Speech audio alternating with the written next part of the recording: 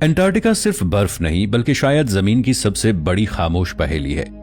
سن 1820 میں جب یورپی مہمات نے اس برفانی دنیا کو پہلی بار دیکھا تو انہیں صرف برف نہیں ملی بلکہ عجیب خاموشی ملی، اتنی خاموشی جیسے زمین سانس روک کر کچھ چھپا رہی ہو۔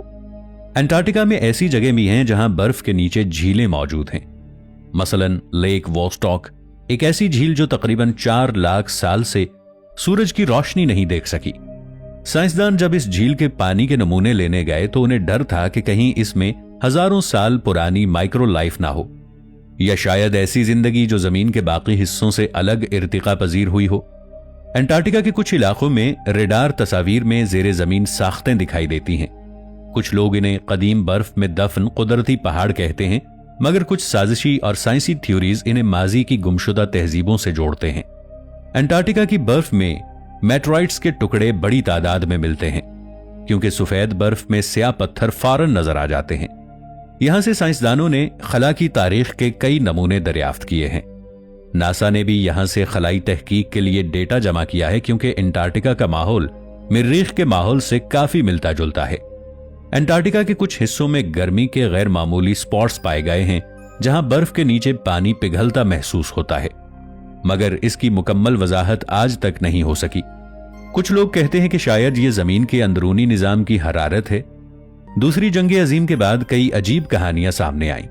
خاص طور پر کچھ رپورٹس میں یہ دعویٰ کیا گیا کہ طاقتور ممالک نے یہاں خفیہ تحقیق شروع کی ہے۔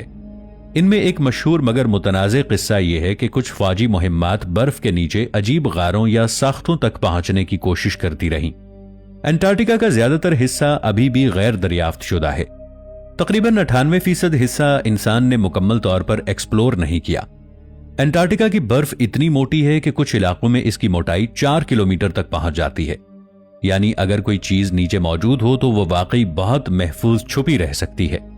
انٹارکٹیکا جہاں برف کے نیچے وقت بھی جم جاتا ہے، یہ وہ جگہ ہے جہاں انسان اکثر صرف سیٹلائٹ سے دیکھتا ہے، کیونکہ زمین کا یہ حصہ اتنا سخت ہے کہ یہاں شہر بنانا تقریباً ناممکن ہے۔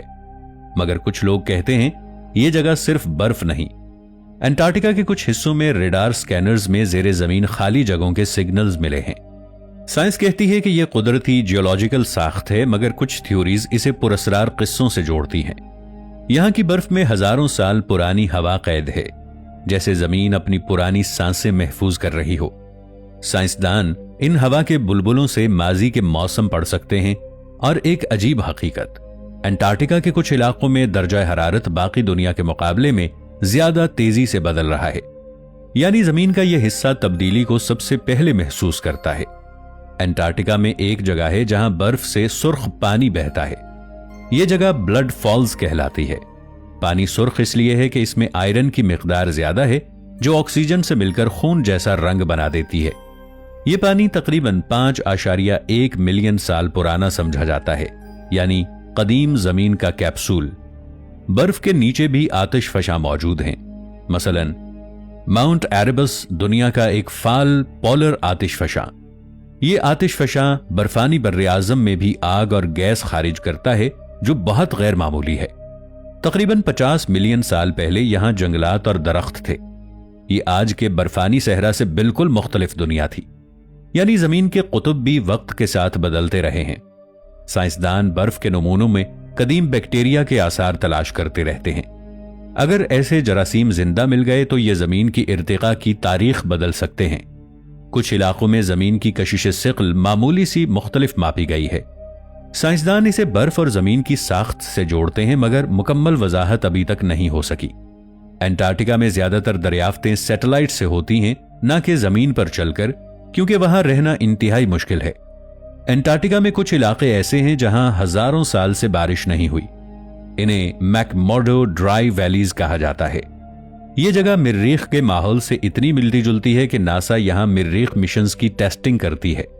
سائنسدان برف کے کور نمونوں سے قدیم جانداروں کے جینیاتی آثار تلاش کرتے ہیں۔ اگر مکمل قدیم ڈی این اے مل گیا تو ارتقاء کی تاریخ مزید واضح ہو سکتی ہے۔ کچھ ریسرچرز کہتے ہیں کہ یہاں کی خاموشی انسانی دماغ پر عجیب نفسیاتی اثر ڈال سکتی ہے، کیونکہ آواز کی کمی برین پرسیپشن کو متاثر کرتی ہے۔ اگر انٹارکٹیکا کی برف مکمل پگھل گئی تو سمندر کی سطح کئی میٹر بڑھ سکتی ہے، और दुनिया के कई साहिली शहर डूब भी सकते हैं। एंटार्क्टिका की सबसे खौफनाक हकीकत यह है कि यह बर्रे आजम हर साल खामोशी से बदल रहा है। सैटेलाइट डेटा बताता है कि बर्फ के बड़े बड़े शेल्फ आहिस्ता आहिस्ता टूट रहे हैं। ये शेल्फ समुंदर में बर्फ के बड़े पुलों की तरह होते हैं जो अंदरूनी बर्फ को समुंदर में गिरने से रोकते हैं। अगर ये बर्फानी शेल्फ मुकम्मल टूट गए तो समुंदर की सतह दुनिया भर में बढ़ सकती है। कई साहिली शहर खतरे में आ सकते हैं। एंटार्क्टिका की एक और पुरअसरार चीज यहां की हवा है। यहां की हवा में नमी बहुत कम होती है, इसलिए अगर किसी चीज को यहां महफूज रखा जाए तो वो हजारों साल तक महफूज रह सकती है। यही वजह है कि साइंसदान एंटार्क्टिका को जमीन का फ्रीजर कहते हैं, जहां माजी की चीजें महफूज रह सकती हैं और मुस्तकबिल के राज भी। एंटार्क्टिका में सबसे मशहूर साइंसी तजर्बात में से एक न्यूट्रिनो पार्टिकल्स को ढूंढने का तजर्बा है। यह तजर्बा आइस क्यूब न्यूट्रिनो ऑब्जर्वेटरी में किया जाता है। यह तजर्बा बर्फ के अंदर हजारों सेंसर्स लगाकर किया गया है। साइंसदान यहां खला से आने वाले इंतहाई कमजोर न्यूट्रिनो सिग्नल्स को पकड़ने की कोशिश करते हैं। न्यूट्रिनो ऐसे जर्रात हैं जो तकरीबन हर चीज के पार गुजर जाते हैं, यहां तक कि जमीन के भी। यह तजर्बा इसलिए अहम है क्योंकि न्यूट्रिनो हमें सुपरनोवा धमाकों और कायनाती वाकयात के बारे में मालूमात दे सकते हैं। साइंसदान आइस शीट में बहुत गहरे सुराख करके सेस्मिक वेव रिसर्च करते हैं ताकि जमीन के अंदरूनी लेयर्स का अंदाजा लगाया जा सके। इससे पता चलता है कि जमीन की क्रस्ट और मेंटल की साख्त कैसे हरकत करती है। एंटार्क्टिका में सबसे खतरनाक माहौलियाती मसला ओजोन लेयर का सुराख था।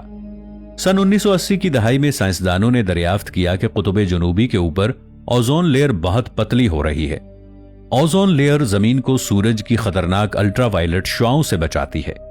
यह मसला खास तौर पर नासा और दीगर बैनुल-अक़वामी साइंस इदारों की रिसर्च के बाद सामने आया।